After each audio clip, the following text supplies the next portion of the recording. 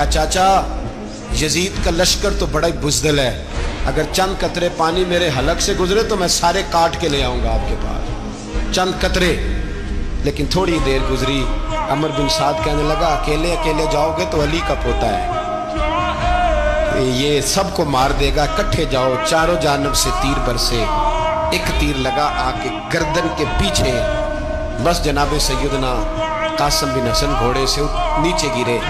تو جناب زینب حوصلہ کر کے آنسو سمیٹ کے کہنے لگی میں دیکھ رہی ہوں پردے کے پیچھے سے حسین میرے بھائی کا بیٹا گر گیا ہے، جا اسے اٹھا کے لا۔ حضرت امام حسین ان کو اٹھا کے لائے تو امام حسین نے سینے سے لگایا ہوا تھا تو ان کے پیر، ان کا قد لگتا تھا امام حسین سے زیادہ ہے، اٹھا کے لایا، لٹا دیا گیا۔ امام حسین کے اپنے بڑے بیٹے میدان میں نکلنے کو علی اکبر نام ہے۔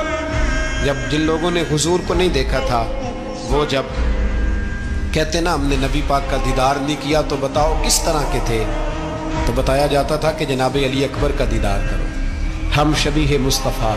اور جب وہ گلیوں میں نکلتے تھے تو عورتیں چھتوں پہ چڑھ جاتی۔ جناب علی اکبر رضی اللہ تعالیٰ عنہ تلوار لے کے میدان میں نکلے، جوان بیٹے دینے بڑے مشکل۔ او یارو رٹا کیا ہے یہ تو بتاؤ، کہ ظالم آدمی حکمران ہے یار، یہ رٹا ہے، ایک ظالم کا رستہ روکنا ہے، اس رٹے کے لیے ہم شبیہ مصطفیٰ